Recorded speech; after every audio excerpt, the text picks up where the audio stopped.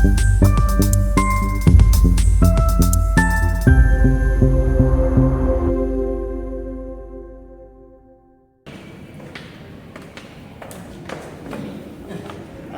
is your name and how can I help you? My name is Irfan and I have stomachache.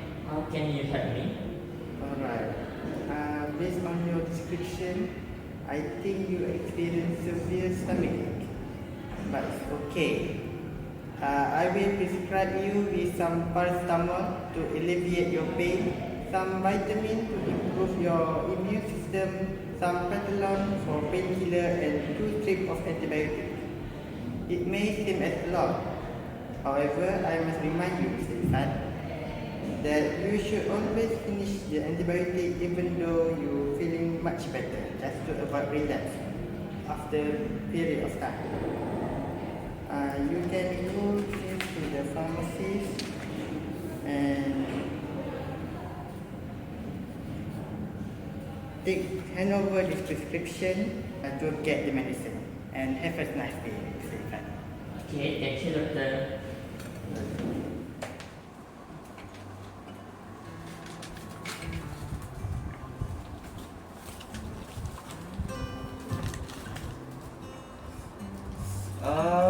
My head itches.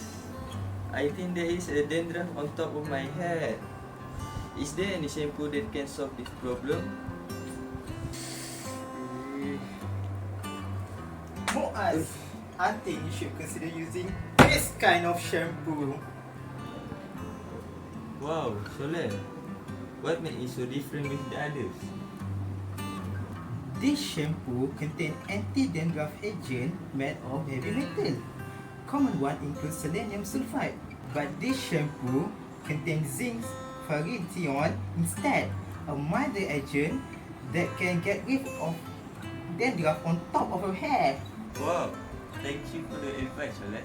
I'll make sure to use this kind of shampoo in the future.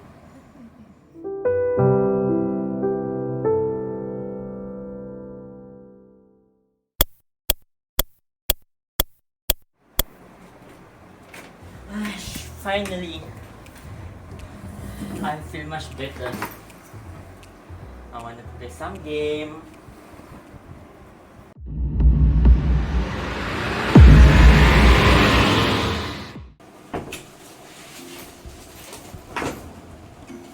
Hey, Irfan, may I ask why your antibiotics doesn't seem to be finished off yet?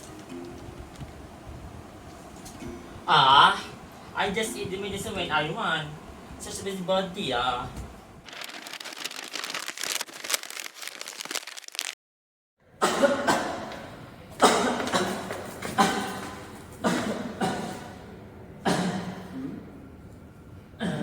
can I help you, Mr. Irfan?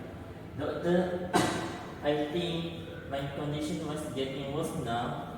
Oh, I see. What's wrong? You seem much more sicker than your last visit. I feel fever and keep vomiting for the past 3 days. Oh, that's weird. Before that, may I ask you, did you finish your previous antibiotic that I have prescribed for you, Mr. Irfan?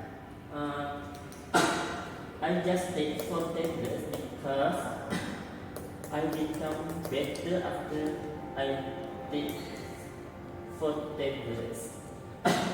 I see. That's unfortunate. It seems I need to prescribe you the second line of antibiotic instead because your body has built some resistance to the previous medication.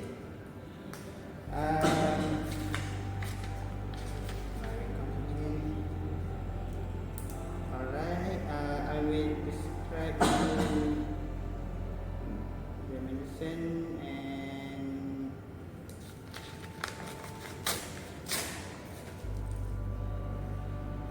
okay, here the prescription, hand over this to the pharmacy and take your medicine. Okay. Always remember that finish your antibiotic even when you're feeling well, Mr. Irfan. And hope your exterior detergent super soldier, right? Alright, thank you, doctor. Okay, have a good day. Heavy metal and antibiotics. Heavy metal as a chemical method to control microorganisms. Using heavy metal such as silver, mercury, copper, and selenium have been used for centuries as chemical antimicrobial agents. They work mainly by damaging essential structure and process inside microbes. How does it work? It works by protein denaturation. Heavy metal bind to sulfur-hydryl group on protein and enzyme. This change the protein shapes, making it inactive. Number 2, by cell membrane disruption. Heavy metal can interact with cell membrane, increasing permeability. This leads to leakage of cell content. Number 3, DNA and nucleic acid damage. Some heavy metal can bind directly to nucleic acid, interfering with DNA replication and transcription. Oxidative stress induction. Metal like copper and silver generate reactive oxygen species OGOS. OGOS damage bacterial cell wall, DNA and protein. Example in daily life. Some of the example is silver nitrate for wound care. Another example is mercury compound, historically used in antiseptic. It is to prevent bacterial and fungal contamination. And lastly is selenium sulfide. It's for antifungal in shampoo for dandruff treatment. Antibiotics are chemotherapeutic substances produced by microorganisms that is in small amount to inhibit or kill another microorganisms. Origins: many were discovered from soil bacteria and fungi.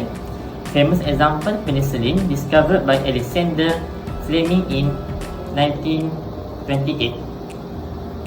Antibiotics inhibit microbial populations by any of 5 major methods.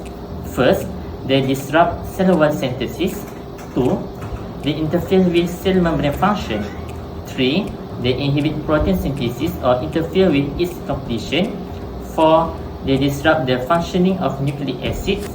5, they interrupt selected metabolic pathways.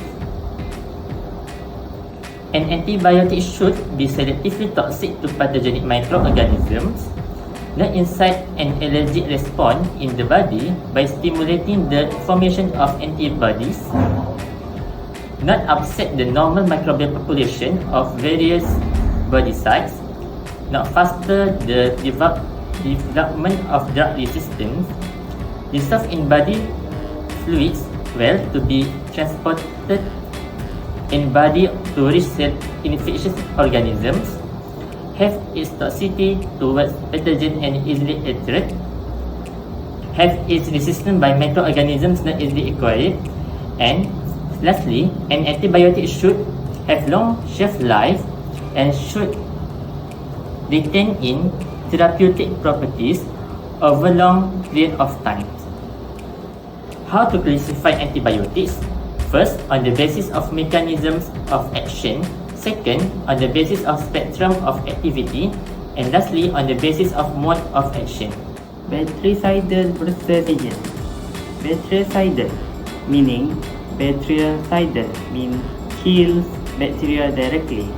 How it works is destroy bacteria cell wall or cell membrane, causing the cell to burst and die, or disrupt critical process in a way that is lethal. When it prefers serious life-threatening infection like sepsis, endocarditis, and meningitis.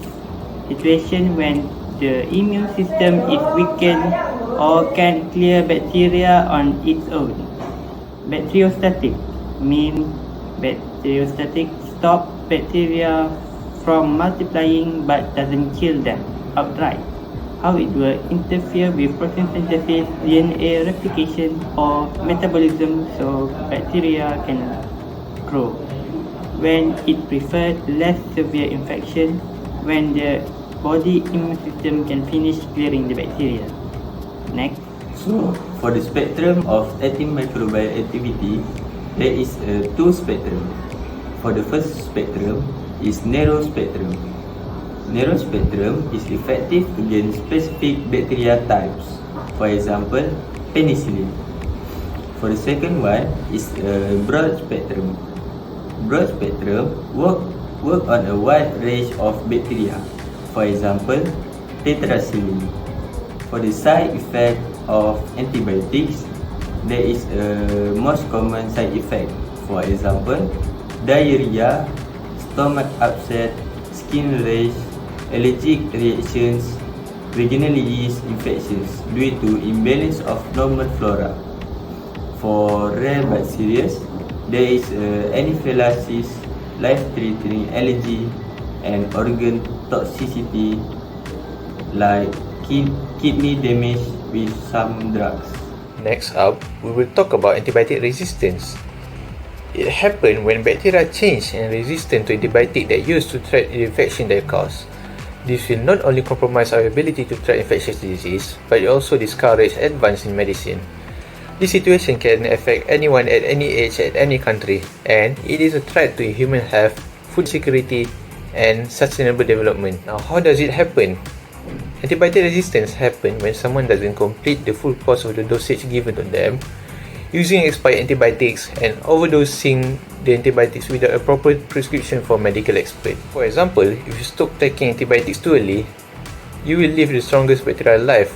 They recover, multiply, and can make you or others sick again. Only this time, normal antibiotics might not work. In Malaysia, antibiotics are classified into first, second, and third line treatments depending on the infection, patient safety, and local resistance patterns. Doctors always try to use the first line options first to preserve the effectiveness of the stronger antibiotics for severe or resistant cases. Additional facts, even though heavy metals and antibiotics are different, overusing heavy metals can indirectly fuel antibiotic resistance in microbes.